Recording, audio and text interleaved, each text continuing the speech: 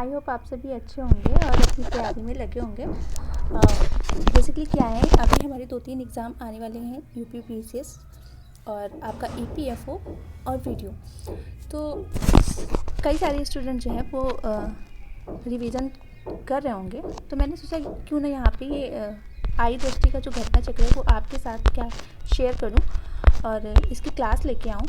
तो जैसे कि आपको पता है कि यहाँ पे क्या किया गया है, यहाँ पे 1 मई 2022 से लेकर 15 अप्रैल 2023 तक की जितनी भी सारी करंट अफेयर की घटनाएं हैं उनको यहाँ पे कवर किया गया है।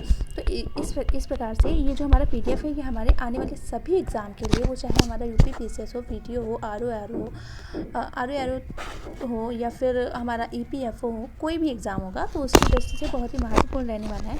और जैसे कि आपको पता है कि मैंने इसके पहले वीडियो में क्या किया था, इसकी बहुत सारी घटनाओं को कवर कर लिया था और तो आज हम उसके आगे से ही रीड करना स्टार्ट करेंगे। तो हमारी जो लास्ट घटना थी, जैसे कि मुझे याद है कि नमामि गंगे परियोजना के बारे में हम पढ़ रहे थे, जिसको क्या है संयुक्त राष्ट्र की मान्यता दे दी गई है। तो आज हम उसी के आगे से उसी को रीड करना स्टार्ट करेंगे। तो चलिए स्टार्ट करते हैं। 1 सेकेंड।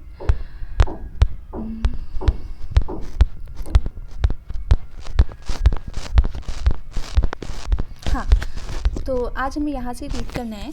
जिसने भी पहली क्लास नहीं देखी वो जाके पहली क्लास देख सकते हैं और मैं लिंक को कमेंट सेक्शन में डाल दूँगी, जैसे कि आप अगर मुझे कमेंट करके बताएंगे। तो चलिए स्टार्ट करते हैं। नमामि गंगे पहल को संयुक्त राष्ट्र की मान्यता।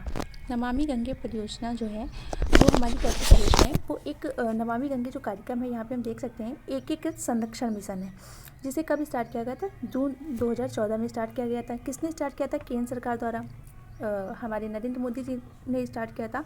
और किसके तहत? ये फ्लैगशिप कार्यक्रम के तहत इसको स्टार्ट किया गया था। तो इस कार्यक्रम के जो 2 मुख्य उद्देश्य थे वो क्या थे? एक तो राष्ट्रीय गंगा नदी में प्रदूषण का प्रभावी उपशमन और दूसरा क्या था? राष्ट्रीय नदी गंगा का जो है संरक्षण और उसका पुनरुद्धार करना।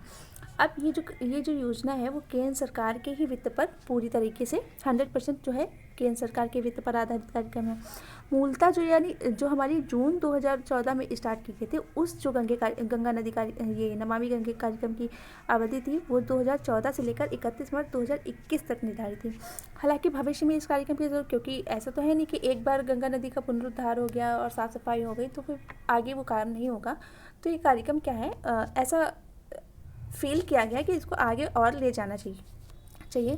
तो दृष्टिगत केंद्र सरकार ने क्या किया? फरवरी 2023 में नमामि गंगे कार्यक्रम, जो नमामि गंगे मिशन है, उसका सेकंड पार्ट भी लॉन्च कर दिया, यानी नमामि गंगे मिशन सेकंड को स्वीकृति दे दी।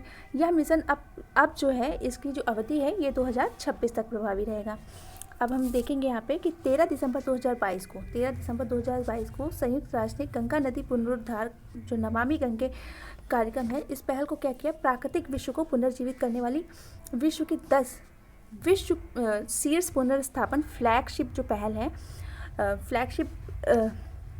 पहले उसमें से एक के रूप में मान्यता दी है। यह घोषणा कब हुई? यह घोषणा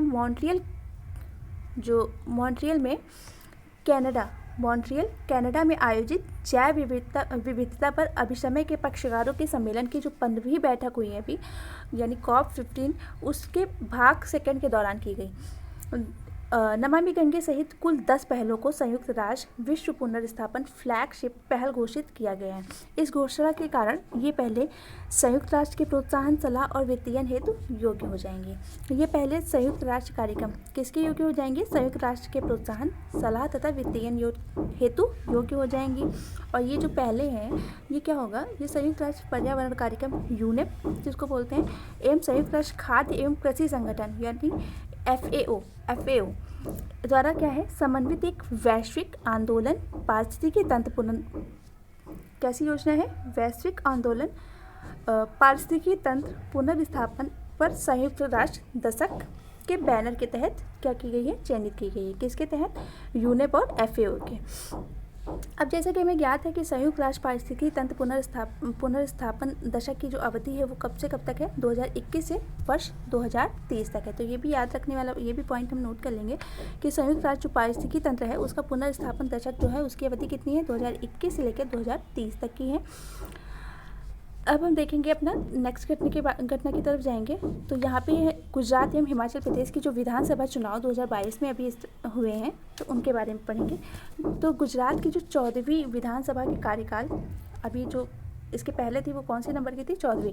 जो 14वीं विधानसभा के कार्यकाल की समाप्ति की जो तिथि वो 18 फरवरी 2023 निर्धारित थी, जबकि हिमाचल प्रदेश की 13वीं, जो हिमाचल प्रदेश की लास्ट थी वो की थी 13वीं विधानसभा, उसके कार्यकाल की समाप्ति भी 8 जनवरी 2023 को निर्धारित थी। अतः भारत निर्वाचन आयोग विधानसभा चुनाव कौन कराता है, भारत निर्वाचन आयोग द्वारा जारी अधिसूचना के तहत गुजरात में नई विधानसभा के गठन, नई विधानसभा कौन से नंबर की होगी, 15वीं विधानसभा, उसके गठन के लिए 2 चरणों, जबकि हिमाचल प्रदेश में कितने चरण में हुई, गुजरात में कितने, 2 चरणों में, और जबकि हिमाचल प्रदेश में चुनाव जो हुए वो 1 चरण में करवाने की घोषणा की। गुजरात में प्रथम चरण के निर्वाचन हेतु मतदान जो है वो 1 दिसंबर को 2022 को हुए, जबकि द्वितीय चरण का जो मतदान हुआ वो 5 दिसंबर, 2 चरणों में ये संपन्न हुई थी। तो पहले चरण की 1 दिसंबर 2022 को, जबकि दूसरे चरण की जो मतदान योजना है वो 5 दिसंबर को संपन्न हुई, जबकि हिमाचल प्रदेश विधानसभा हेतु जो मतदान हुआ वो 12 नवंबर 2022 को संपन्न हुआ। अब यहाँ पे हम देख सकते हैं कि चुनाव परिणाम क्या हुए।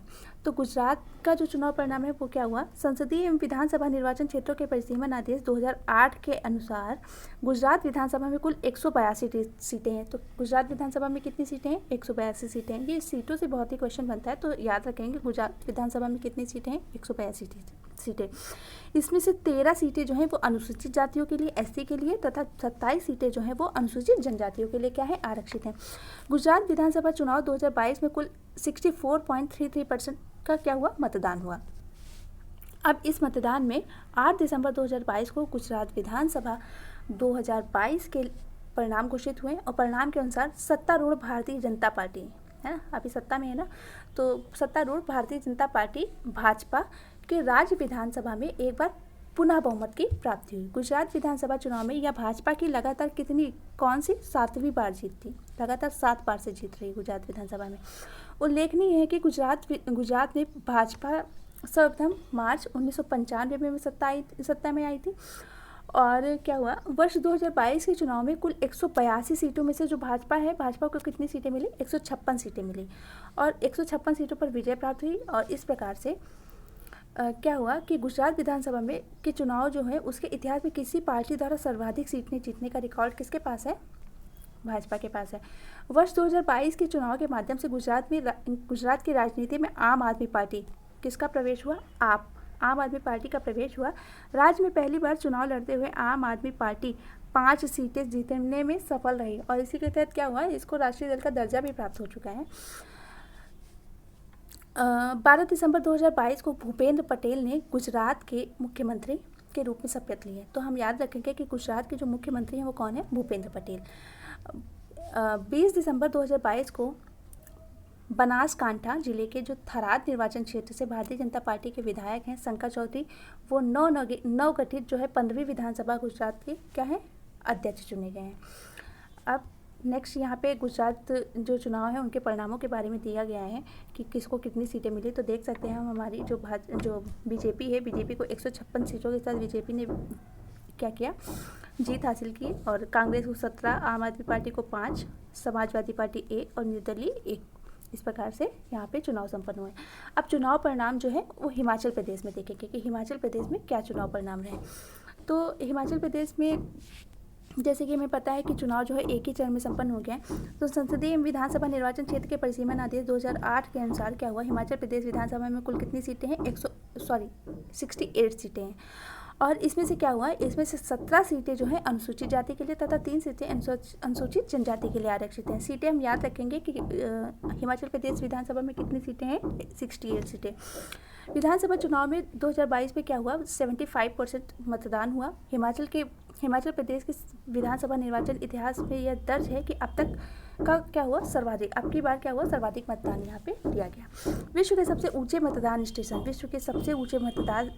स्टेशन है ताशीगंग, विश्व का सबसे ऊंचा मतदान स्टेशन पूछे तो क्या है, ताशीगंग जो है ना, वहाँ पे क्या हुआ, 100% मतदान दर्ज किया गया। तो ये भी हम याद रखेंगे, यहाँ पे विश्व के सबसे ऊंचे मतदान स्टेशन ताशीगंज में 100% मतदान दर्ज किया गया। उल्लेखनीय है कि ताशीगंज मतदान स्टेशन 15,256 फीट की ऊंचाई पर स्थित है। 8 दिसंबर 2022 को हिमाचल प्रदेश विधानसभा 2022 का जो है परिणाम घोषित हुआ और इसके तहत क्या हुआ, राज्य में सत्तारूढ़ भारतीय जनता पार्टी को पराजय का सामना करना पड़ा। हिमाचल प्रदेश में बीजेपी की हार हुई और जबकि गुजरात विधानसभा के चुनाव में क्या हुई थी, बीजेपी की जीत हुई थी। इस चुनाव में भारतीय राष्ट्रीय कांग्रेस यानी कांग्रेस को यहाँ पे क्या हुआ, बहुमत प्राप्त हुआ गया और सत्ता में इसकी वापसी हो गई। उल्लेखनीय है कि हिमाचल प्रदेश में दशकों से यह परंपरा कायम है कि प्रत्येक निर्वाचन में सत्तारूढ़ दल को विपक्ष में बैठने का क्या मिलता है, जनादेश मिलता है। 11 दिसंबर 2022 को नदौन यानी हमीरपुर निर्वाचन क्षेत्र से भारतीय राष्ट्रीय कांग्रेस के जो विधायक है सुखविंदर सिंह सुक्खू उनको क्या बनाया गया, उनको हिमाचल प्रदेश का नया मुख्यमंत्री बना दिया गया। तो हिमाचल प्रदेश के मुख्यमंत्री कौन है, सुखविंदर सिंह सुक्खू, और गुजरात के कौन है, गुजरात के भूपेंद्र पटेल। जबकि मुकेश अग्निहोत्री उन्होंने उप मुख्यमंत्री का पद ग्रहण किया। और यहाँ पे हम देख सकते हैं हिमाचल प्रदेश के चुनाव के जो परिणाम है, कुल 68 सीटों में से जो है भारतीय राष्ट्रीय कांग्रेस को जो है 40 सीटें और बीजेपी को 25 और निर्दलीय जो है 3 सीटें। नेक्स्ट घटना की तरफ जाएंगे हम अपने। हाँ, जो हिमालयी याक है उसको खाद्य पशु का दर्जा दिया गया। तो खाद्य पशु का दर्जा पूछेगा कि किसको दिया गया, तो हिमालयी याक है उसको दिया गया। पालतू याक, इसका वैज्ञानिक नाम है बॉस ग्रुनियंस। अधिक ऊंचाई पर पाया जाने वाला पशु है जिसमें बाइसन, भैंस और मवेशी आदि शामिल हैं। ये भारतीय उपमहाद्वीप के हिमालयी क्षेत्र, तिब्बत पठार और मंगोलिया आदि में पाए जाते हैं। भारत में ये लद्दाख, जम्मू कश्मीर, सिक्किम, अरुणाचल प्रदेश, हिमाचल प्रदेश, पश्चिम बंगाल एवं उत्तराखंड में पाए जाते हैं। कहाँ पे पाए जाते हैं? लद्दाख, जम्मू कश्मीर, सिक्किम, अरुणाचल प्रदेश, हिमाचल प्रदेश, पश्चिम बंगाल एवं उत्तराखंड। तो हम देख सकते हैं कि ज़्यादातर हिमालयी क्षेत्रों में पाए जाते हैं। अब 20वीं पशुधन गणना हुई, कब हुई? 2019 में। उसके अनुसार क्या हुआ, उसमें भारत में लगभग 58,000 याक हैं। 20वीं पशुधन गणना कब हुई? 2019 में। उसके अकॉर्डिंग क्या हुआ, 58,000 याक हैं भारत में। यह संख्या 2012 में आयोजित जो पिछली पशुधन गणना 2012 में हुई थी, उसमें लगभग 24.67% क्या थी, कम थी। तो यहाँ से हम याद रखेंगे कि 26 नवंबर 2022 को जारी विज्ञप्ति के अनुसार भारतीय खाद्य संरक्षा और मानक प्राधिकरण यानी food safety and standard authority of India, फसाई के हम सारे प्रोडक्ट यूज़ करते हैं, तो कि वैज्ञानिक पैनल द्वारा हिमालयी याक को एक खाद्य पशु के रूप में स्वीकार किया गया। किसके द्वारा? फसाई के द्वारा। याक को खाद्य पशु के रूप में वर्गीकृत करने की सिफारिश जो है वो पशुपालन और डेयरी विभाग पशुपालन एवं डेयरी विभाग द्वारा की गई थी, DAHD यानी department of animal husbandry and dairy. खाद्य पशु वे हैं जो मनुष्य द्वारा पाले जाते हैं। अच्छा, खाद्य पशु हम जानेंगे कि खाद्य पशु कौन से हैं। तो खाद्य पशु वे हैं जो मनुष्य द्वारा जिनको पाला जाता है और खाद्य उत्पादन या उपभोग के लिए उपयोग किया जाता है। फसाई द्वारा खाद्य पशु के रूप में पहचान से याक को पारंपरिक दूध और मांस उद्योग का हिस्सा बनाने में मदद मिलेगी। इससे याक की संख्या में हो रही जो गिरावट है उसको नियंत्रित करने में भी मदद मिलेगी। राष्ट्रीय याक अनुसंधान केंद्र कहाँ पे है हमारा? दिरांग। कहाँ पे है? राष्ट्रीय याक अनुसंधान केंद्र पूछेगा तो दिरांग। पश्चिम में कामेंग जिला जो है अरुणाचल प्रदेश के, जो कामेंग जिला में अरुणाचल प्रदेश द्वारा याक को एक खाद्य पशु के रूप में स्वीकार करने के लिए वर्ष 2021 में फसाई के समक्ष क्या है, एक प्रस्ताव किया गया था। ज्ञात है कि इस संस्था ने 2021 में याक के संरक्षण के लिए नेशनल इंश्योरेंस कंपनी लिमिटेड के साथ समझौता भी किया था। अब नेक्स्ट देखेंगे कि प्रयागराज, आगरा, गाजियाबाद में पुलिस कमिश्नर आयुक्त प्रणाली। कहाँ पे? प्रयागराज, आगरा, गाजियाबाद, है ना। इन 3 जिलों में क्या है, पुलिस कमिश्नर प्रणाली क्या है, लागू की गई है। अब भारतीय संविधान की जो 7वीं अनुसूची है, पहले पुलिस कमिश्नर प्रणाली के बारे में पढ़ेंगे कि भारतीय संविधान की 7वीं अनुसूची में कहाँ पे, 7वीं अनुसूची के अंतर्गत पुलिस को राज्य सूची के अंतर्गत रखा है। पुलिस हमारी जो है वो किस सूची के अंतर्गत आती है? राज्य सूची के अंतर्गत आती है। परंपरागत पुलिसिंग व्यवस्था में जिले की पुलिस पर नियंत्रण के लिए जिलाधिकारी, जो जिले की पुलिस है उस पर नियंत्रण कौन करता है? हमारा जिलाधिकारी करता है, PM। एवं अन्य प्रशासनिक अधिकारियों के पास कार्यालय मजिस्ट्रेट की शक्तियाँ निहित होती हैं। वहीं पुलिस कमिश्नर जो होता है, पुलिस कमिश्नर आयुक्त जो होता है प्रणाली में, ये शक्तियाँ कमिश्नर के पास होती हैं। अब 25 नवंबर 2022 को उत्तर प्रदेश के मंत्रिमंडल द्वारा राज्य के 3 जिलों में पुलिस आयुक्त प्रणाली लागू करने का निर्णय लिया गया। वो कौन से 3 जिले हैं? प्रयागराज, आगरा और गाजियाबाद। कहाँ पे? प्रयागराज, आगरा और गाजियाबाद में। उत्तर प्रदेश के ये 3 जिले प्रयागराज, गाजियाबाद और आगरा हैं। तत्पश्चात रमित शर्मा को प्रयागराज में रमित शर्मा, प्रीतिंदर सिंह को आगरा और अजय कुमार मिश्रा को गाजियाबाद का पुलिस कमिश्नर नियुक्त किया गया। इसके अतिरिक्त क्या हुआ? आगरा, गाजियाबाद एवं प्रयागराज की जो नगरीय जनसंख्या है वो 10 लाख से अधिक होने के दृष्टिगत मंत्रिपरिषद ने इन 3 जनपदों को महानगर क्षेत्र घोषित किया। क्या घोषित कर दिया? इनको महानगर भी घोषित कर दिया, क्योंकि यहाँ की जनसंख्या जो है 10 लाख से अधिक है, इसलिए इनको महानगर घोषित किया गया। वर्तमान में उत्तर प्रदेश में 7 जिलों में पुलिस आयुक्त प्रणाली है।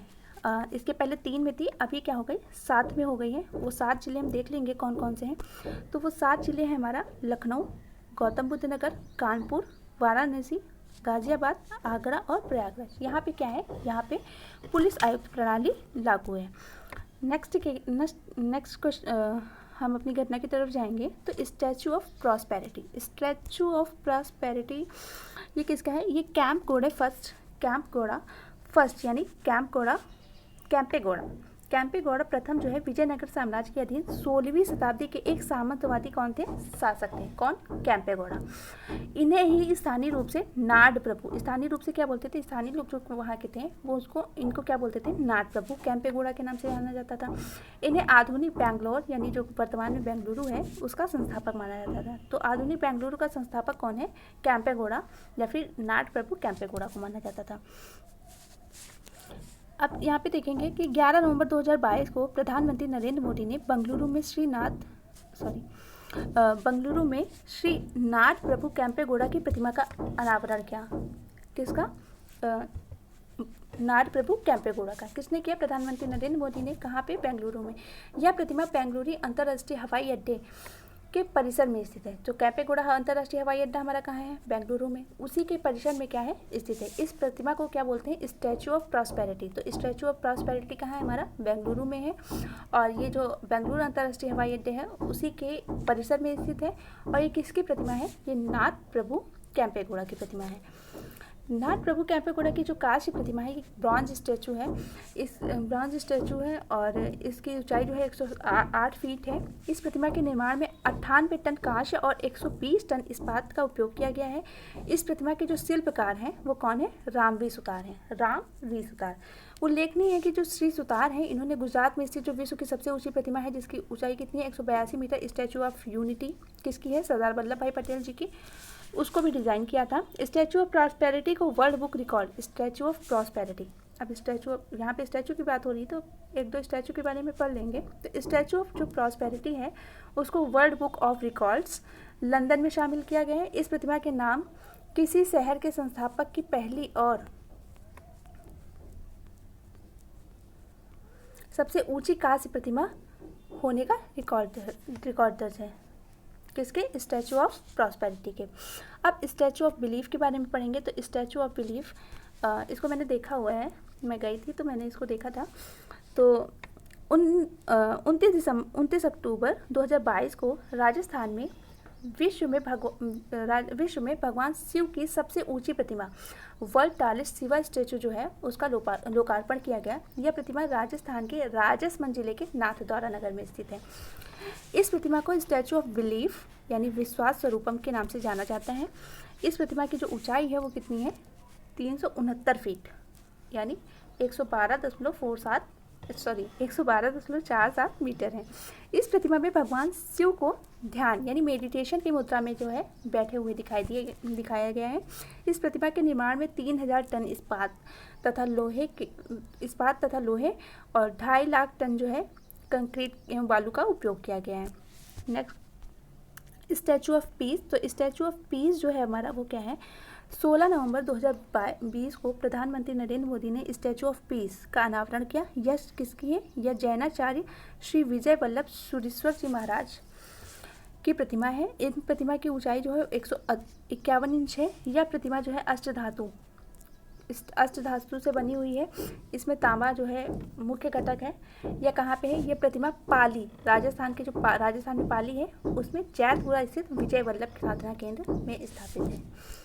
स्टैचू ऑफ इक्वालिटी, तो स्टैचू ऑफ इक्वालिटी जो है वो हमारी किसकी है? वो नरेंद्र मोदी द्वारा स्टैचू ऑफ इक्वालिटी का जो है 5 फरवरी 2022 को अनावरण समर्पित राष्ट्र को समर्पित किया गया था।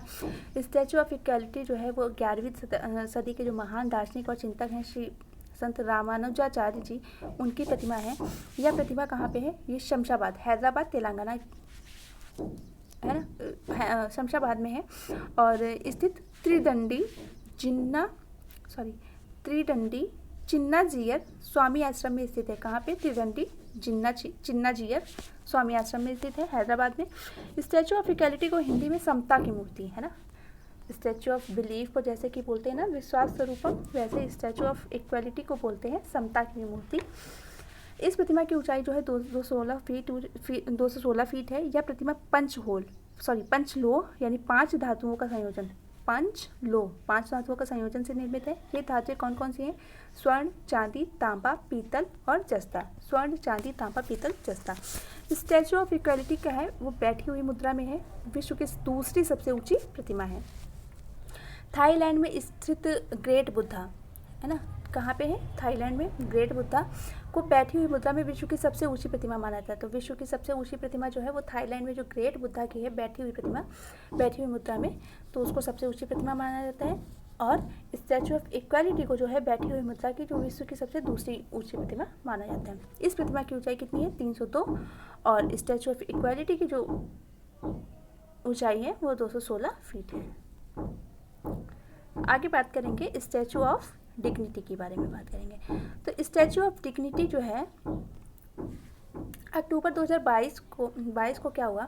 उत्तर प्रदेश के मुख्यमंत्री आदित्यनाथ योगी जी ने जो है अयोध्या जनपद में स्वामी रामानुजाचार्य जी की क्या है प्रतिमा का अनावरण किया। इसे स्टैचू ऑफ डिग्निटी अर्थात मर्यादा की मूर्ति बोलते हैं।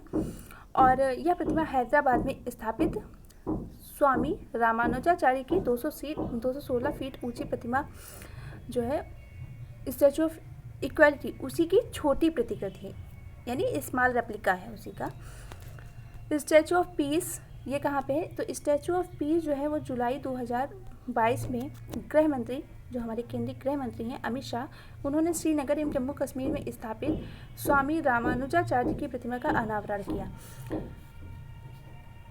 श्रीनगर में स्थापित इस प्रतिमा को स्टैचू ऑफ पीस नाम दिया गया। 4 फीट ऊंची यह प्रतिमा शुद्ध सफ़ेद मकराना संगमरमर, ये संगमरमर की बनी हुई है। स्टैचू ऑफ पीस शुद्ध सफ़ेद मकराना संगमरमर की बनी हुई है। इस प्रतिमा का वजन 600 kg है। तो इतना डीप में तो नहीं पूछेगा, हाँ ये पूछेगा कि स्टैचू ऑफ पीस किसकी, स्टैचू ऑफ इक्वालिटी किसकी है, स्टैचू ऑफ बिलीफ किसकी है। अब उत्तर प्रदेश का पहला ईट राइट स्टेशन, हाँ ये घटना जो है बहुत इंपॉर्टेंट रहने वाली है, तो इसको हम पढ़ेंगे। उत्तर प्रदेश का ईट राइट स्टेशन, पहला ईट राइट, क्योंकि पहला है तो पहला बहुत ही इंपॉर्टेंट रहता है। तो पहला ईट राइट स्टेशन कौन सा है? तो फसाई जो है वो क्या करता है? सभी भारतीयों को सुरक्षित, स्वस्थ और दीर्घकालीन आहार की उपलब्धता सुनिश्चित करने के लिए ईट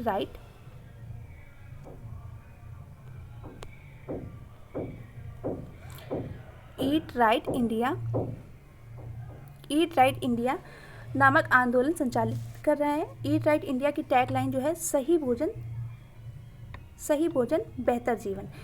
इसकी टैगलाइन क्या है ईट राइट इंडिया की जो टैगलाइन है वो क्या है? सही भोजन बेहतर जीवन। ईट राइट रेलवे स्टेशन फसाई के नेतृत्व में ईट राइट इंडिया आंदोलन जो है वो क्या है? आंदोलन के अंतर्गत संचालित पहलों में से एक है। इसके अंतर्गत रेलवे स्टेशन पर स्थित सभी खाद्य विक्रेताओं, सभी फूड वेंडर्स हैं, उनको क्या किया है? लक्षित किया गया है, ताकि उनके द्वारा रेल यात्रियों को जो आधिकारिक रेल स्टाफ आदि के लिए खाना पकाने और उनके परोसने के दौरान सुरक्षित रखरखाव, उनके तरीकों के पालन को सुनिश्चित किया जा सके। इस पहल के तहत प्रमाणित किए जाने के लिए किसी निर्दिष्ट रेलवे स्टेशन पर सभी खाद्य विक्रेताओं को फसाई के FOSTAC food safety training and certification कार्यक्रम के अंतर्गत प्रशिक्षण प्राप्त करना क्या हो गया? अनिवार्य होगा। तो जितने भी सारे खाद्य विक्रेता हैं, फूड वेंडर्स हैं, उनको फसाई के तहत क्या किया जाएगा? फसाई के जो FOSTAC जो food safety training and certification है उस कार्यक्रम के अंतर्गत प्रशिक्षण प्राप्त करेंगे, तब वो अपना फूड वेंडर का काम जो है कंटिन्यू करेंगे। अब नेक्स्ट देखेंगे यहाँ पे 7 नवंबर 2022 को प्रयागराज रेलवे स्टेशन को भारतीय खाद्य सुरक्षा और मानक प्राधिकरण द्वारा ईट राइट स्टेशन, कहाँ को, कौन सा रेलवे स्टेशन है, प्रयागराज रेलवे स्टेशन, याद रखेंगे। प्रयागराज रेलवे स्टेशन को जो है फसाई के मानक प्राधिकरण द्वारा जो क्या किया गया है, ईट राइट स्टेशन का प्रदान किया गया है। Prayagraj railway station eat right station प्रमाण पत्र प्राप्त करने वाला क्या है, वो हमारा प्रदेश का पहला स्टेशन है, उत्तर प्रदेश का पहला, और उत्तर मध्य रेलवे यानी सेंट्रल नॉर्थ सेंट्रल रेलवे का जो है तीसरा रेलवे स्टेशन है। इसके पहले क्या है, उत्तर मध्य रेलवे के 2 रेलवे स्टेशनों को क्रमशः जो ग्वालियर रेलवे स्टेशन है ये हमारा मध्य प्रदेश का हो गया, और ये डबरा रेलवे स्टेशन को ये प्रमाण पत्र प्राप्त हो चुका है। यानी इसके पहले जो है उत्तर प्रदेश का पहला कौन सा है, प्रयागराज है। और उत्तर मध्य रेलवे के बारे में बात करें कि उसका कौन सा है, तो ये तीसरे नंबर का है। और इसके पहले के जो है वो कौन कौन से हमारे, ग्वालियर और डबरा। 14 नवंबर 2022 को उत्तर मध्य रेलवे के डबौरा रेलवे स्टेशन जो कि रीवा मध्य प्रदेश में है, तथा दिसंबर 22 में क्या हुआ, कानपुर रेलवे स्टेशन को भी ईट राइट प्रमाणन प्रदान किया गया। पहला जो है उत्तर प्रदेश का वो कौन सा हो गया, पहला जो है हमारा उत्तर प्रदेश का प्रयागराज, और दूसरा जो है वो कानपुर को प्रदान किया गया है। अब इस प्रकार उत्तर मध्य रेलवे में ईट राइट प्रमाणन प्राप्त करने में जो रेलवे स्टेशनों की संख्या हो गई वो कितनी हो गई है, वो 5 हो गई है। जैसा कि ज्ञात है कि दिसंबर 2019 को Mumbai central railway station Maharashtra को फसाई द्वारा देश के पहले ईट राइट स्टेशन के रूप में प्रमाणित किया गया था। 2022 में रेल यात्रियों को उच्च गुणवत्ता और पौष्टिक भोजन उपलब्ध कराने के लिए वाराणसी कैंट रेलवे स्टेशन को क्या किया गया, 5 स्टार रेटिंग के साथ ईट राइट स्टेशन, तो 5 स्टार रेटिंग के साथ ईट राइट स्टेशन का प्रमाणन किसको दिया गया, वाराणसी कैंट रेलवे स्टेशन को। अब प्रधानमंत्री जन प्रधानमंत्री की जो जन उर्वरक परियोजना है वो एक राष्ट्र एक उर्वरक ऐसे करके परियोजना है, प्रधानमंत्री जन उर्वरक परियोजना, एक राष्ट्र एक उर्वरक। अब यहाँ पे बताया गया है कि उर्वरक यानी फर्टिलाइजर्स ऐसे पादप पोषक तत्व हैं जिनका उत्पादन वाणिज्यिक रूप से अकार्बनिक रसायन को यानी इनऑर्गेनिक केमिकल से किया जाता है। भारत में सर्वाधिक प्रयोग किया जाने वाला जो उर्वरक है वो कौन सा है, हमारा यूरिया का मूल्य केंद्र सरकार द्वारा नियंत्रित होता है। यूरिया जो है उसका मूल्य है वो उसको कौन निर्धारित करता है, केंद्र सरकार द्वारा। अब उत्पादक जो कंपनियां हैं यूरिया को एक निश्चित MRP पर बेचती हैं, जो उत्पादन लागत का मात्र कितना है, 10 से 20% तक होता है। शेष 80 से 90% जो है उत्पादक लागत जो है वो केंद्र सरकार उत्पादकों को सब्सिडी के रूप में उपलब्ध कराती है। यानी 10 से 20% जो है उत्पादक लागत होता है, और उत्पादक लागत जो है 80 से 90% जो है उत्पादक लागत केंद्र सरकार जो है उत्पादकों को सब्सिडी के रूप में उपलब्ध कराती है। जैसे DAP हो गई हमारी, यानी डाई अमोनियम फॉस्फेट इसको बोलते हैं, एवं MOP यानी म्यूरिएट जो पोटास है, म्यूरिएट ऑफ पोटास, इनकी कीमतें आधिकारिक रूप से केंद्र सरकार द्वारा निर्धारित नहीं की जाती, और जो हमारी यूरिया है उसकी जो कीमत है वो केंद्र सरकार निर्धारित करती है। हालांकि ये उर्वरक सब्सिडी प्रणाली के अंतर्गत ही आते हैं। अभी तक जो उत्पादक कंपनियां उर्वरकों को स्वयं की ब्रांड पहचान के, अभी तक क्या था, ये जो सारी कंपनियां हैं उर्वरकों की उत्पादक कंपनियां हैं वो स्वयं की ब्रांड पहचान के साथ बिना केंद्र सरकार के योगदान के केंद्र सरकार का जो योगदान है उसका कहीं पे भी क्या कर रही थी, वो उल्लेख नहीं कर रही थी और ऐसे ही बेच रही थी। अब क्या करेगी, अब उसमें केंद्र सरकार की मोहर लगेगी। 17 अक्टूबर 2022 को प्रधानमंत्री नरेंद्र मोदी ने प्रधानमंत्री भारतीय जन उर्वरक परियोजना, एक राष्ट्र एक उर्वरक, उसके तहत उसका क्या किया, शुभारंभ किया। प्रधानमंत्री भारतीय जन उर्वरक परियोजना, एक राष्ट्र एक उर्वरक के तहत प्रधानमंत्री ने भारत यूरिया बैग को भी लॉन्च किया। यानी अब जो हमारी यूरिया आएगी वो किस में आएगी, भारत यूरिया बैग। कहीं से भी लेंगे, कहीं पे भी लेंगे, एक इस बैग में ही आएगी जिसका नाम होगा, जिसमें क्या लिखा होगा, भारत यूरिया बैग। अब क्या होगा, इसके अंतर्गत उर्वरकों के लिए एक ही ब्रांड को और लोगों को उपयोग किया जाएगा। यानी अब एक ही ब्रांड का उपयोग होगा और एक ही लोगों का उपयोग किया जाएगा। इसी अवसर पर प्रधानमंत्री केंद्रीय रसायन एवं उर्वरक मंत्रालय के अंतर्गत 600 प्रधानमंत्री किसान समृद्धि केंद्रों, PMKSK किसान समृद्धि केंद्रों का भी शुभारंभ किया गया। कितने, 600 प्रधानमंत्री किसान समृद्धि केंद्र के शुभारंभ किया गया। अब एक राष्ट्र एक उर्वरक, इस जो है इस योजना के अंतर्गत सब्सिडी वाले उर्वरक पूरे देश में एक ही ब्रांड से, और वो ब्रांड नाम क्या होगा, भारत के नाम के तहत ही विक्रय किए जाएंगे। अब यूरिया पूरे देश में केवल भारत ब्रांड के नाम से ही उपलब्ध होगा। स्पष्ट है कि भारत सरकार ने उर्वरक उत्पादक कंपनियों के लिए उनके उत्पादों का विपणन भारत ब्रांड नाम से क्या है नाम के अंतर्गत जारी करना क्या कर दिया है, अनिवार्य कर दिया है। इसके उत्पादन के करने वाली कंपनियों से क्या है, निरपेक्ष पूरे देश में उर्वरक ब्रांडों का मानकीकरण सुनिश्चित होगा। इस योजना के तहत क्या होगा, कंपनियों को अपने उर्वरक बैग के केवल 1/3 स्थान पर अपना नाम यहाँ पे देखेंगे।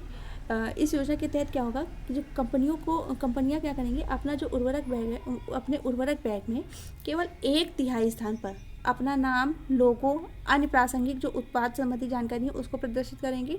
शेष जो 2/3 स्थान है उस पर भारत ब्रांड नाम और पीएम भारतीय जन उर्वरक परियोजना के लोगों को दिखाना होगा।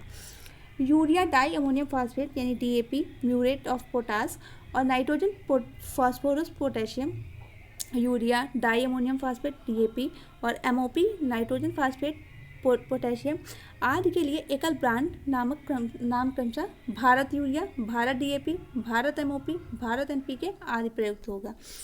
यह योजना सभी उर्वरक कंपनियों, राज्य व्यापार संस्थाओं STE यानी राज्य व्यापार संस्थाओं और उर्वरक विपणन संस्थाओं FME पर लागू होगी। इस योजना के कार्यान्वयन के फलस्वरूप अब देश में बिकने वाला यूरिया एक ही नाम से, एक ही ब्रांड से और एक ही गुणवत्ता का होगा।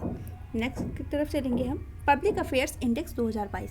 तो जो पब्लिक अफेयर्स इंडेक्स है 2022 PAI, उसको क्या है, वर्ष 1994 में स्थापित बेंगलुरु स्थित गैर सरकारी लाभकारी think tank public affairs centre द्वारा विकसित किया गया। यह सूचकांक वर्ष 2016 में प्रत्येक वर्ष जारी किया जा रहा है। 2016 से स्टार्ट हुआ था इसकी, और इस सूचकांक के तहत भारत के राज्यों को उनके प्रशासनिक प्रदर्शन, जो भारत के राज्य हैं उनके जो गवर्नेंस परफॉर्मेंस है उनके आधार पर रैंक प्रदान की जाती है। तो 14 अक्टूबर 2022 को पब्लिक अफेयर्स सेंटर द्वारा क्या किया गया है, वार्षिक रिपोर्ट पब्लिक अफेयर्स इंडेक्स 2022 को प्रकाशित किया गया है। पब्लिक अफेयर्स इंडेक्स में यह क्या है, ये कौन सा संस्करण है, 7वां संस्करण है। जैसे कि हमें पता है कि ये 2016 से क्या है जारी किया जा रहा है, तो ये 7वां संस्करण है। और यहाँ पे देख सकते हैं कि जो इस सूचकांक में राज्यों को जनसंख्या की आकार की दृष्टि से 18 बड़े राज्य और 10 छोटे राज्यों में क्या किया गया है, वर्गीकृत किया गया है। 2022 PAI 2022 में क्या हुआ है, केंद्र शासित जो प्रदेश हैं उनको शामिल नहीं किया गया। केंद्र शासित प्रदेश हमारे शामिल नहीं हैं। बड़े राज्यों की श्रेणी में हरियाणा सर्वश्रेष्ठ प्रशासित राज्य है और छोटे राज्यों की श्रेणी में सिक्किम सर्वश्रेष्ठ प्रशासित राज्य है। तो कितने, 18 बड़े राज्य और 10 छोटे राज्य हैं। तो 18 बड़े राज्यों में जो सबसे प्रशासित राज्य है वो कौन सा है, हमारा हरियाणा। और जो सबसे 10 छोटे राज्य जो यहाँ पे वर्गीकृत किए गए हैं उसमें सबसे छोटा प्रशासित राज्य कौन सा है, सिक्किम। तो यहाँ पे दे सकते हैं PAI 2022 के शीर्ष बड़े राज्य दिया है कि हरियाणा सबसे बड़ा है, फिर तमिलनाडु, केरल, छत्तीसगढ़, पंजाब हो गया। और PAI 2022 के जो छोटे शीर्ष 5 छोटे राज्य हैं उनको यहाँ पे दिखाया गया है कि कौन कौन से हैं। सिक्किम सबसे पहले नंबर पर, फिर हिमाचल प्रदेश, उत्तराखंड, गोवा, मिजोरम। अब देखेंगे इस श्रेणी में नागालैंड जो है, नागालैंड उसने क्या किया है, 0.3104 के समग्र स्कोर के साथ अंतिम स्थान। तो अंतिम स्थान किसका है, यानी 10वां स्थान किसका है, नागालैंड का। अब सूचकांक में उत्तर प्रदेश को बड़े राज्यों की श्रेणी के तहत शामिल किया गया है। और सूचकांक में क्या है, सूचकांक में उत्तर प्रदेश ने गत वर्ष की तुलना में अपनी रैंक जो है उसमें सुधार करते हुए 0.5201 के समग्र स्कोर के साथ 12वां स्थान हासिल किया गया है। विदित हो कि PAI 2021 में इसे क्या है, अंतिम स्थान 18वां स्थान क्या किया गया था, 18वां स्थान इसने प्राप्त किया था। तो जो हमारा उत्तर प्रदेश है वो बड़े राज्यों के अंतर्गत आता है, और बड़े राज्यों के अंतर्गत जो 2021 की रिपोर्ट है उसके अकॉर्डिंग ये 18वें स्थान पर था। और 2022 की जो रिपोर्ट है उसमें इसने अपनी रैंकिंग में क्या किया है, सुधार किया है, और इस प्रकार से वो 12वें स्थान पर। तो उत्तर प्रदेश का स्थान कौन सा है, 12वां, बड़े राज्यों की श्रेणी में 12वां स्थान है। अब हिमाचल प्रदेश 2, जल विद्युत परियोजनाओं की आधारशिला। हिमाचल प्रदेश में 2 जल विद्युत परियोजनाओं की आधारशिला रखी गई है, तो उसके बारे में भी पढ़ लेंगे। जो पन बिजली हाइड्रो पावर जो है, पानी से जो बिजली बनाई जाती है, पन बिजली हाइड्रो पावर परियोजनाओं को उनके आकार के आधार पर आमतौर पर 2 खंडों में वर्गीकृत किया जाता है। एक तो छोटी परियोजना हो गई और एक बड़ी जल विद्युत परियोजना। भारत में 25 मेगावाट या उससे कम क्षमता की पन बिजली परियोजनाओं को छोटी जल विद्युत परियोजना, यानी जिसकी उत्पादक क्षमता कितनी है, 25 मेगावाट, और वो छोटी जल विद्युत परियोजनाओं के रूप में वर्गीकृत किया जाता है। पुनः जल विद्युत परियोजनाएं निम्न प्रकार से वर्गीकृत की जाती है। एक तो सूक्ष्म कौन सी हो गई, सूक्ष्म है जिसमें 100 किलोवाट वाली। लघु 101 किलोवाट से 2 मिलियन वाट वाली जो है वो लघु हो गई, और जो छोटी है वो है 2 मिलियन वाट से 25 मेगावाट वाली। 2 मेगावाट से 25 मेगावाट वाली जो है वो छोटी हो गई, और 101 से 2 मिलियन वाट वाली जो हो गई वो हमारी लघु हो गई, और सूक्ष्म जो हो गई वो 100 किलोवाट तक वाली हो गई। अब इसके अंतर्गत 500 मेगावाट या उससे अधिक स्थापित क्षमता की जो जल विद्युत परियोजनाएं हैं उनको क्या बोलते हैं, उनको वृहद परियोजना। इनका कितना है, 500 मेगावाट वृहद परियोजनाओं के रूप में वर्गीकृत किया जाता है। अब 13 अक्टूबर 2022 को प्रधानमंत्री नरेंद्र मोदी द्वारा हिमाचल प्रदेश में 2 जल विद्युत परियोजनाएं, 13 अक्टूबर 2022 को जो हिमाचल प्रदेश है उसमें 2 जल विद्युत परियोजनाओं की क्या रखी गई, आधारशिला रखी गई। यह आधारशिला हिमाचल प्रदेश के चंबा जिले से, कहाँ से, हिमाचल प्रदेश के चंबा जिले से रखी गई। इन पन बिजली जो परियोजनाएँ हैं कौन कौन सी हैं, एक तो है 48 मेगावाट की चांजू थर्ड पन बिजली परियोजना, और दूसरी है 30 मेगावाट की थेवधल चांजू। एक चांजू थर्ड और देवथल चांजू पन बिजली परियोजना है।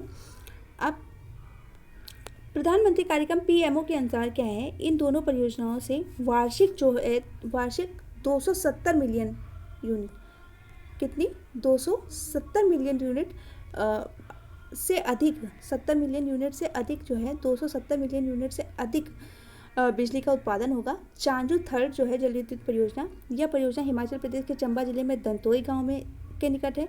यह चांजू नाला पर स्थित एक run of the river, Chanju जो थर्ड है वो चांजू नाला पर स्थित एक रन ऑफ द रिवर परियोजना है। यह परियोजना चांजू नाला और मेहाद नाला के संयुक्त जल के प्रयोग पर आधारित है। अब देवथल जो चांजू परियोजना है जल विद्युत परियोजना, यह भी एक रन ऑफ द रिवर परियोजना है। यह हिमाचल प्रदेश के चंबा जिले में देवथल नाला पर स्थित है, और इन दोनों परियोजनाओं का निर्माण और संचालन हिमाचल प्रदेश ऊर्जा निगम limited, Himachal Pradesh power corporation limited HPPCL द्वारा किया जा रहा है। अब भारत में जल विद्युत क्षमता, केंद्रीय विद्युत मंत्रालय के अनुसार मार्च 2023 तक भारत की कुल स्थापित विद्युत क्षमता कितनी है 4,12,212 मिलियन वाट, जिसमें जीवाश्म और गैर जीवाश्म दोनों ही क्या है, संयुक्त रूप से बताया गया है कि दोनों मिली हुई हैं। कितना है विद्युत क्षमता, 4,12,212 मिलियन वाट, जिसमें छोटी जल विद्युत क्षमता कितनी है, 4,943 मिलियन वाट। कुल स्थापित विद्युत क्षमता का कितना है, 1.2% है। और वृहद जल विद्युत क्षमता वाली जो परियोजना है क्षमता है उसकी कितनी है, 46,850 मिलियन वाट। कुल स्थापित जो विद्युत क्षमता है उसका 11.4%। अब आगे देखेंगे बल्क ड्रग पार्क की आधारशिला। भारत औसत उद्योग यानी इंडियन फार्मास्यूटिकल इंडस्ट्री जो है उसके आकार के आधार पर क्या है, विश्व में तीसरा सबसे बड़ा। भारत औसत उद्योग के आकार के आधार पर विश्व में तीसरा सबसे बड़ा, जबकि मूल्य के आधार पर 14वां सबसे बड़ा उद्योग है। भारत का जो तीसरा सबसे बड़ा उद्योग है आकार के आधार पर वो भारत औसत उद्योग है, और उसके मूल्य के अगर बिहार पे देखेंगे तो उसके आधार पर 14वां सबसे बड़ा उद्योग है।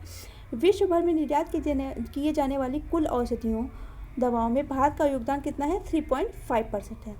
हालांकि इन उपलब्धियों के बावजूद भारत का कुछ मूलभूत कच्चे माल हैं यथा बल्क ड्रग्स के आयात हेतु अन्य देशों पर निर्भर है। बल्क ड्रग को सक्रिय औसत सामग्री भी कहा जाता है। जो बल्क ड्रग है उसको क्या बोलते हैं? सक्रिय औसत सामग्री, यानी एक्टिव फार्मा इंग्रेडिएंट्स।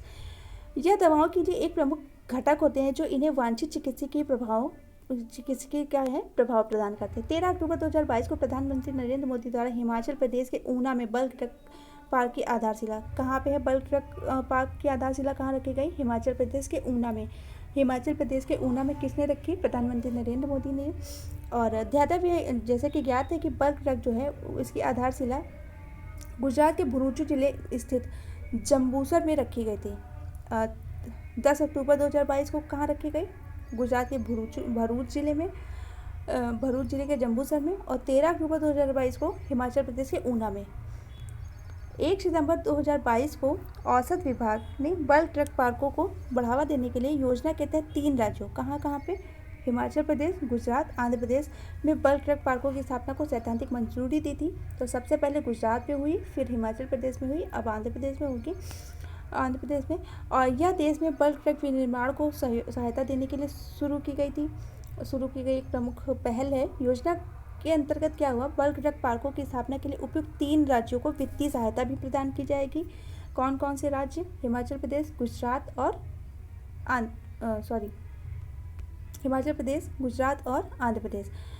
अब इसका उद्देश्य क्या है? इसका उद्देश्य केंद्र सरकार द्वारा समर्पित विश्व स्तरीय आम बुनियादी सुविधाओं को निर्माण करके क्या है? बल्क ड्रग की जो विनिर्माण लागत है उसको कम करना। अब मोढेरा 24 पहला जो है, अब यहाँ पे पहला है क्योंकि तो बहुत ही इंपॉर्टेंट रहने वाला है।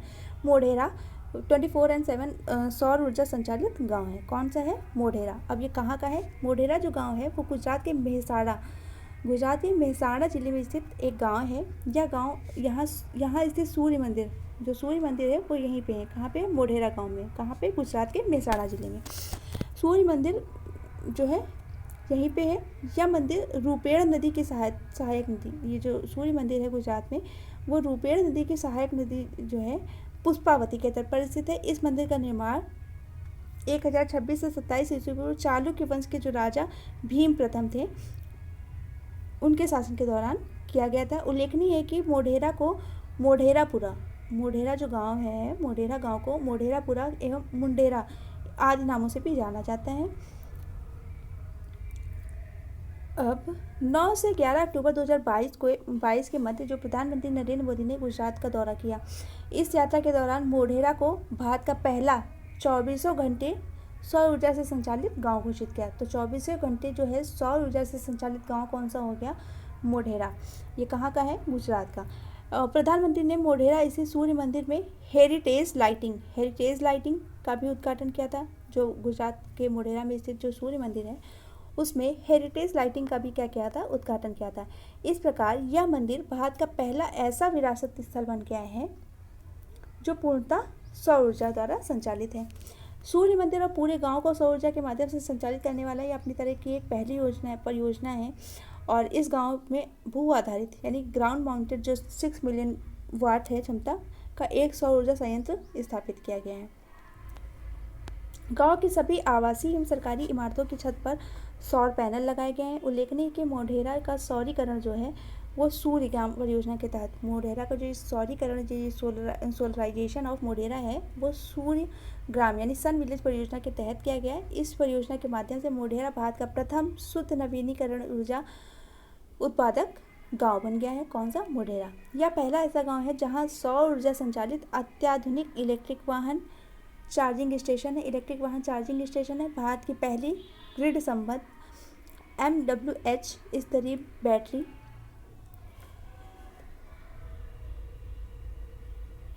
बैटरी ऊर्जा संग्रहण प्रणाली मोढेरा में स्थापित की गई। कहाँ? भारत में पहली जो ग्रिड संबद्ध MWH जो है इस स्तरीय बैटरी ऊर्जा संग्रहण प्रणाली वो कहाँ पे?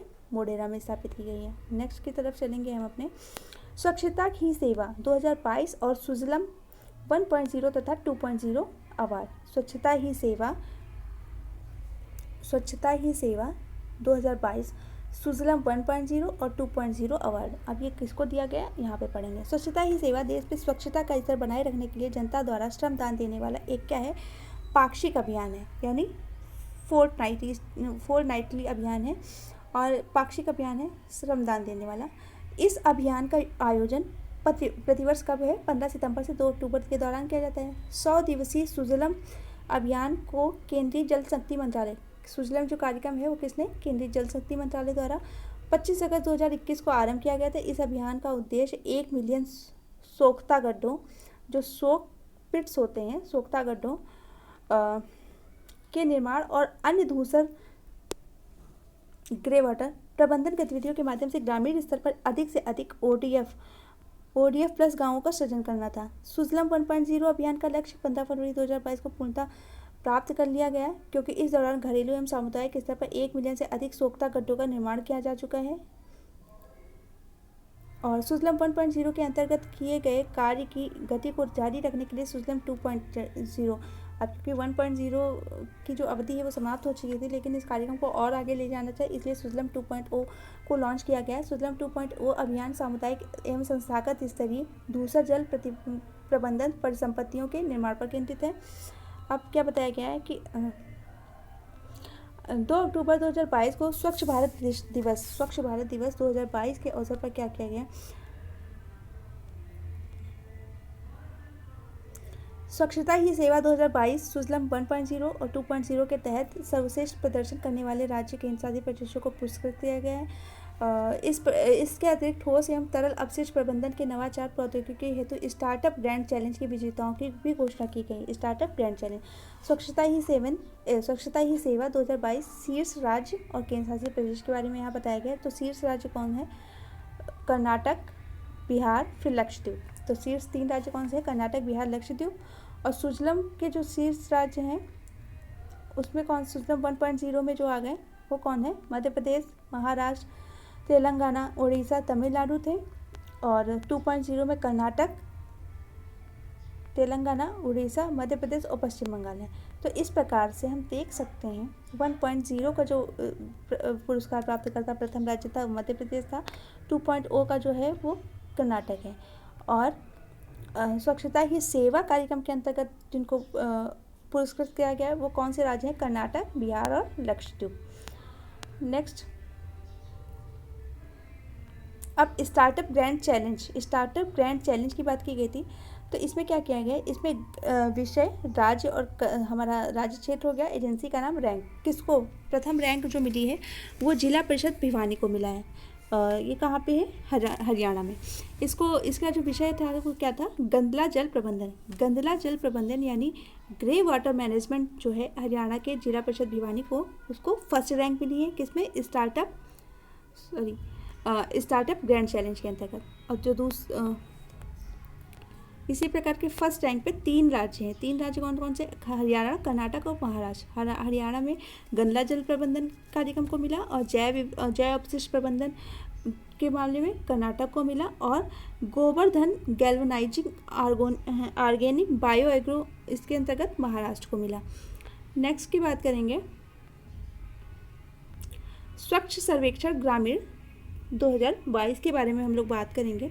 तो पेयजल एवं स्वच्छता विभाग वर्ष 2018 पेयजल एवं स्वच्छता विभाग वर्ष 2018 से स्वच्छ सर्वेक्षण 2018 की है स्वच्छ सर्वेक्षण ग्रामीण SSG को संचालित कर रहे हैं। पेयजल एवं स्वच्छता विभाग संचालित कर रहे हैं किसको? 2018 से स्वच्छ सर्वेक्षण ग्रामीण को संचालित कर रहे हैं। स्वच्छ सर्वेक्षण ग्रामीण के तहत क्या होता है? वर्ष 2018 में 7,000 गाँव, 19 में 17,200 गाँव और 2022 में 17,559 गाँवों को आच्छादित किया गया। स्वच्छ सर्वेक्षण ग्रामीण के अंतर्गत जो 2022 है उसके अंतर्गत क्या किया गया? राज्यों एवं जिलों के परामर्श से इप्सोस रिसर्च प्राइवेट लिमिटेड द्वारा संचालित किया गया है। स्वच्छ सर्वेक्षण ग्रामीण को जो है उसको क्या किया गया है? उसको क्या है? 2022 राज्यों एवं जिलों के परामर्श से इप्सोस रिसर्च प्राइवेट लिमिटेड द्वारा संचालित किया गया है। अब 2 अक्टूबर 2022 को, यहाँ पे ये इम्पोर्टेंट है, 2 अक्टूबर 2022 को क्या किया गया? स्वच्छ भारत दिवस 2022 के अवसर पर क्या किया गया? स्वच्छ सर्वेक्षण ग्रामीण 2022 रिपोर्ट जारी की गई। यह सर्वेक्षण पेयजल एवं स्वच्छता विभाग द्वारा पूर्ण किया गया। इस सर्वेक्षण में देश भर के 33 राज्यों और केंद्र शासित प्रदेशों और केंद्र शासित प्रदेशों केंद्र शासित प्रदेश, और इसमें से 3 केंद्र शासित प्रदेश यानी कौन कौन से? चंडीगढ़, दिल्ली और लक्षद्वीप को छोड़कर। चंडीगढ़, दिल्ली और लक्षद्वीप को छोड़ बाकी सारे केंद्र शासित प्रदेशों के 709 जिलों 17,559 गाँवों को शामिल किया गया। देश भर के 33 राज्यों केंद्र शासित प्रदेशों को समग्र रैंकिंग ने उत्तर प्रदेश समग्र रैंकिंग पे उत्तर प्रदेश ने कितना स्कोर किया है? 694.74, और इस प्रकार से उसने 18वां स्थान है। जबकि बिहार ने क्या किया है? बिहार 32वें स्थान पर है। बिहार 32वें स्थान पर है। तो यहाँ पे देखेंगे शीर्ष 3 बड़े राज्य जिनकी जनसंख्या है, शीर्ष 3 बड़े राज्य वो 30 लाख से अधिक जनसंख्या वाले राज्यों में तेलंगाना पहले नंबर पे, और हरियाणा दूसरे नंबर पे, और तमिलनाडु तीसरे नंबर पे। इस प्रकार से शीर्ष बड़े राज्यों में 10 करोड़ रुपए का क्या किया गया है? निवेश किया गया है। अब शीर्ष छोटे राज्यों में और केंद्र शासित प्रदेशों में देखेंगे, यानी 30 लाख से कम आबादी वाले जो राज्य हैं उनमें, तो अंडमान फर्स्ट नंबर पे, दादरा एंड नगर हवेली, दमन दीव ये सेकेंड नंबर पे, और तीसरे नंबर पे जो है वो सिक्किम राज्य है। इस प्रकार से 5 करोड़ रुपए का क्या किया गया है? निवेश किया गया है, यानी 5 करोड़ रुपए पुरस्कार राशि खत्म की गई है। अब शीर्ष 3 जिले की बात करें तो उसमें से आ जाएगा हमारा भिवानी हरियाणा का जो है पहले नंबर पे, जगित्याल तेलंगाना का, और निज़ामाबाद ये भी तेलंगाना के, यानी तेलंगाना के 2 जिले और हरियाणा का जो पहला एक जिला है भिवानी उसको वो पहले नंबर पे है। मोबाइल ऐप एवं वेब पोर्टल के माध्यम से सर्वाधिक भागीदारी वाला राज्य जो है, मोबाइल ऐप एवं वेब पोर्टल के माध्यम से सर्वाधिक भागीदारी किसकी रही? उत्तर प्रदेश की। मोबाइल ऐप एवं वेब पोर्टल के माध्यम से सर्वाधिक भागीदारी वाला जिला अगर पूछे तो कानपुर देहात रहा है। अब स्वच्छ सर्वेक्षण 2022 के बारे में बात करेंगे तो 1 अक्टूबर 2022 को राष्ट्रपति द्रौपदी मुर्मू स्वच्छ सर्वेक्षण 2022, तो 1 अक्टूबर 2022 को राष्ट्रपति द्रौपदी मुर्मू ने स्वच्छ सर्वेक्षण 2022 के परिणाम घोषित किए, और इसके साथ ही स्वच्छ भारत मिशन शहरी 2.0 की प्रथम वर्षगांठ को भी क्या किया गया? मनाया गया। स्वच्छ सर्वेक्षण 2022 में 4,354 शहरों का आकलन किया गया, जिसमें 62 छावनी और 91 गंगा किनारे बसे शहर और नगर हैं। इस प्रकार स्वच्छ सर्वेक्षण का यह 7वां संस्करण जो है, कौन सा संस्करण था? 7वां संस्करण विश्व का सबसे बड़ा शहरी स्वच्छता सर्वेक्षण बन गया। अब आगे चलेंगे। अब स्वच्छ सर्वेक्षण 2022 में राष्ट्रीय स्तर पर यानी समग्र रूप से 1 लाख से अधिक जनसंख्या वाले जो राज्य हैं उन पर लगातार छठी बार कौन सा है? इंदौर 6 बार से लगातार जो है भारत का सबसे स्वच्छ शहर घोषित किया जा रहा है। 10 शहरों की रैंकिंग जो है यहाँ पे दी है, जिसकी जो जनसंख्या है वो कितनी? 1 लाख से अधिक है। तो इंदौर सबसे पहले नंबर पे है। इंदौर के बाद सूरत आ गया, फिर नवी मुंबई महाराष्ट्र हो गया, और विशाखापत्तनम, विजयवाड़ा, भोपाल, इस प्रकार से 10 आप देख सकते हैं 10 यहाँ पे राज्य दिए गए हैं। फिर शीर्ष 5 शहरों जिसकी जो जनसंख्या है वो 1 लाख से लेकर 10 लाख के बीच की है, तो उनमें से जो आ गए वो पहला है तिरुपति, फिर मैसूर, फिर नई दिल्ली, अंबिकापुर, नोएडा, इस प्रकार से 5 दिए गए हैं।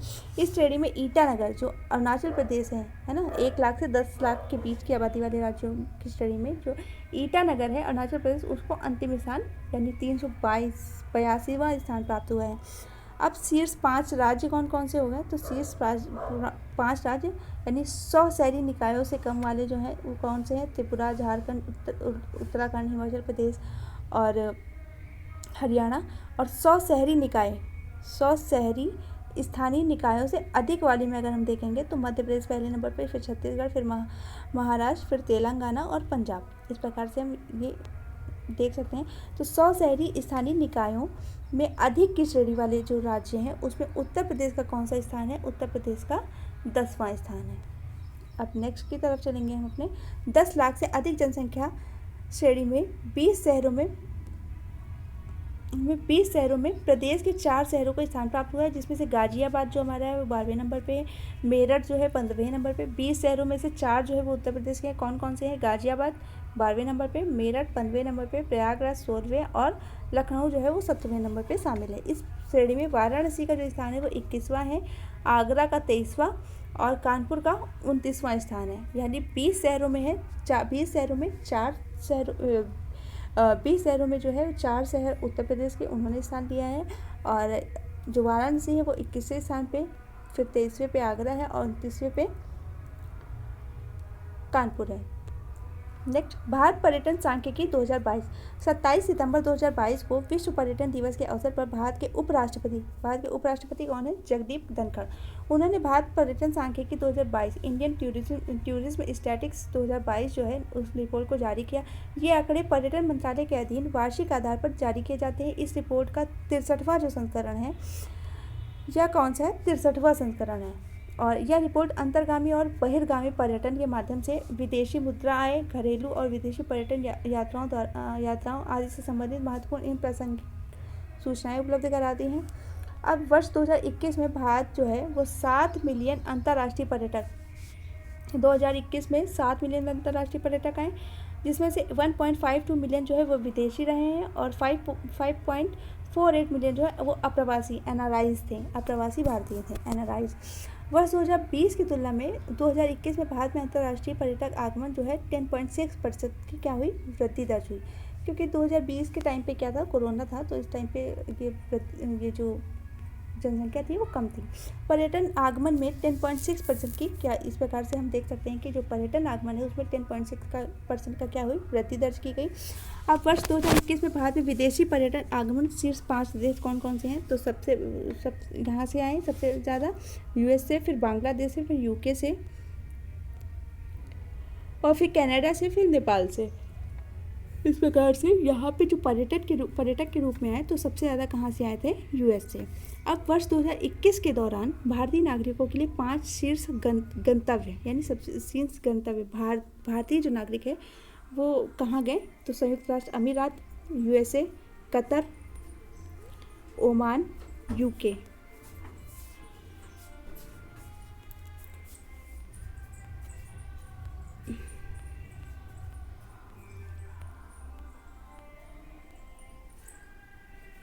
विदेशी पर्यटन आगमनों की संख्या में शीर्ष 10 राज्यों, केंद्र शासित प्रदेशों का प्रतिशत और हिस्सा जो है वर्ष 2021 में यहाँ ये पाई चार्ट के माध्यम से यहाँ पे दिखा दिया गया है। अब घरेलू पर्यटक यात्राओं में शीर्ष 10 राज्यों में जो प्रदेशों की प्रतिशत हिस्सेदारी थी वर्ष 2021 में यहाँ पे दिखाए गए हैं। तो सबसे ज़्यादा हिस्सेदारी हम देख सकते हैं, सबसे ज़्यादा हिस्सेदारी जो है वो महाराष्ट्र की।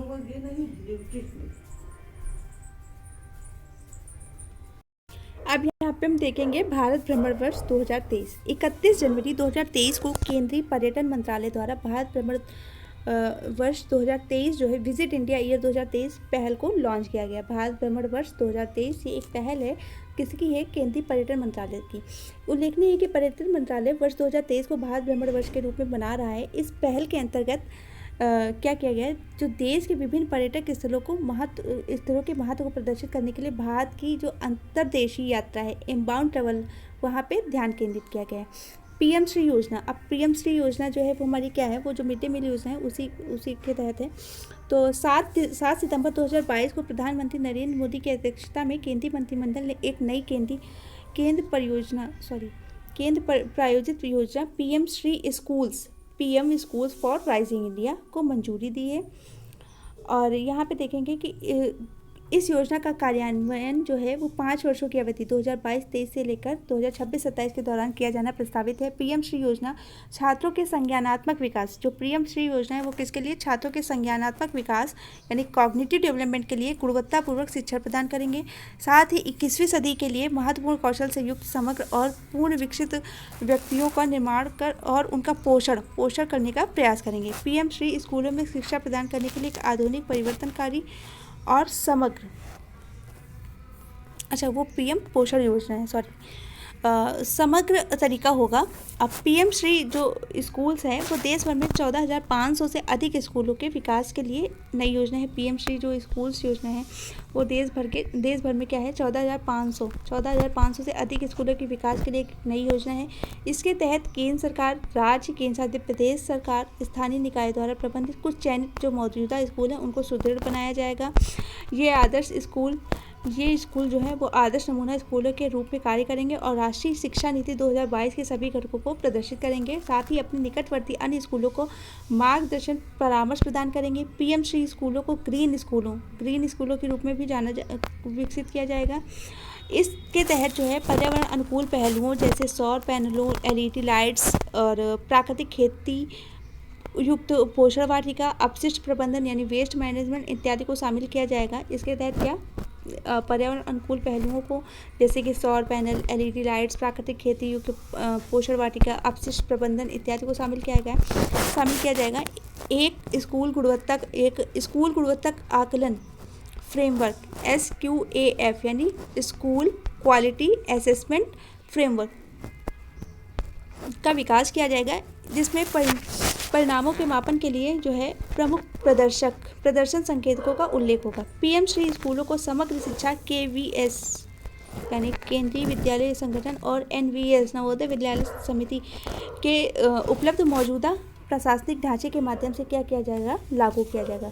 जो पीएम श्री स्कूल हैं उनकी जो समग्र शिक्षा है वो KVS और NVS के लिए उपलब्ध जो मौजूदा प्रशासनिक ढांचे के माध्यम से क्या किया जाएगा, उनको लागू किया जाएगा। अब मिशन स्कूल्स ऑफ एक्सीलेंस के बारे में भी हम यहाँ पे बात कर लेंगे। तो 19 अक्टूबर 2022 को प्रधानमंत्री नरेंद्र मोदी द्वारा गुजरात के अडालज स्थित कहाँ पे है, गुजरात के त्रिमंदिर में मिशन स्कूल्स ऑफ एक्सीलेंस का शुभारंभ किया गया। इस मिशन का उद्देश्य गुजरात में शिक्षा के बुनियादी ढांचे को सुदृढ़ बनाना है। इस मिशन की परिकल्पना जो है 10,000 करोड़ रुपए के परिव्यय के साथ की गई। यह मिशन विश्व बैंक द्वारा आंशिक रूप से वित्त पोषित है। जो विश्व बैंक के द्वारा क्या है, आंशिक रूप से पोषित है। Mission school of excellence.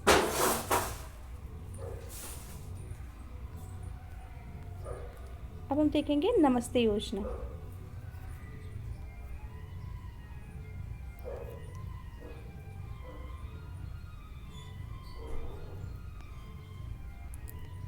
नमस्ते योजना में क्या बताया गया है कि हाथ से मैला उठाने वाले जो कर्मियों के नियोजन को प्रतिषेध और उनका पुनर्वास अधिनियम 2013 है।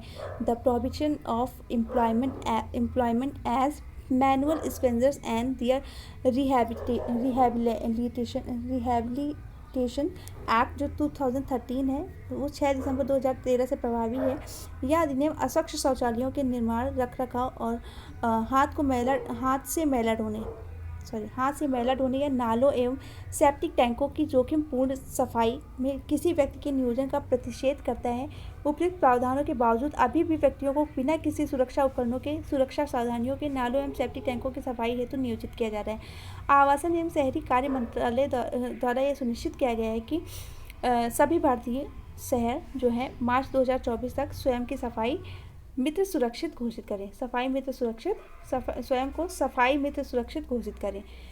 और यहाँ पे बताया गया है कि जो 17 अगस्त 2022 को केंद्र सरकार द्वारा नमस्ते योजना को लॉन्च किया गया है। नमस्ते का जो पूर्ण रूप है वो क्या है, मशीनीकृत स्वच्छता पारिस्थितिकी तंत्र के लिए राष्ट्रीय कार्यवाही यानी Namaste NAMASTE national action for mechanised sanitation ecosystem.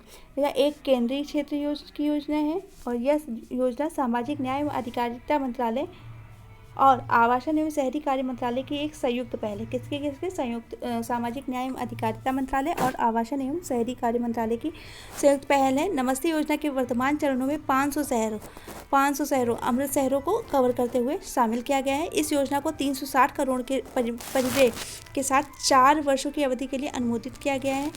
नमस्ते योजना का जो उद्देश्य है वो क्या है, वो निम्न परिणामों को प्राप्त करना है। सबसे पहला जो है, भारत में स्वच्छता कार्य के कारण किसी की मौत न होना और स्वच्छता संबंधी सभी कार्य कुशल श्रमिकों द्वारा संपादित करना, यानी कि जो स्वच्छता कार्य जो कर रहे हो उस स्वच्छता कार्य के तहत जो भी व्यक्ति ये काम में लगा हो तो उसकी मौत न हो और कुशल श्रमिकों के द्वारा ही ये कार्य संपादित किया जाना। फिर किसी भी सफाई कर्मचारी का मानव मल पदार्थ के सीधे संपर्क में नहीं आना, यानी सीधे जो है वो ह्यूमन फैकल मैटर के संपर्क में नहीं आना चाहिए। अब स्वच्छता कर्मचारियों को स्वयं सहायता समूहों में एकत्रित करना और उन्हें स्वच्छता उद्यम चलाने का अधिकार प्रदान करना। सभी सीवर एवं सेप्टिक टैंक कर्मचारियों की पहुंच वैकल्पिक आजीविका अल्टरनेटिव लाइवलीहुड तक होना। राष्ट्रीय सफाई कर्मचारी वित्तीय विकास निगम NSKFDC नमस्ते योजना हेतु कार्यान्वयन एजेंसी होगी। संरचना के शीर्ष पर राष्ट्रीय नमस्ते निगरानी इकाई नेशनल नमस्ते मॉनिटरिंग यूनिट जो होगी वो नमस्ते NSKFDC के प्रबंध निदेशक के अधीन होगी। राज्य सरकार द्वारा राज्य नमस्ते निदेशक के रूप में एक उपयुक्त अधिकारी का चयन किया जाएगा जो राष्ट्र नमस्ते प्रबंधन इकाई का प्रमुख होगा। तो इस प्रकार से हम आज की क्लास को यहीं पे समाप्त करते हैं और हम इसके आगे का जो पार्ट है वो नेक्स्ट क्लास में देखेंगे। आपको क्लास कैसी लगी कमेंट सेक्शन में कमेंट करके ज़रूर बताइएगा। Thank you.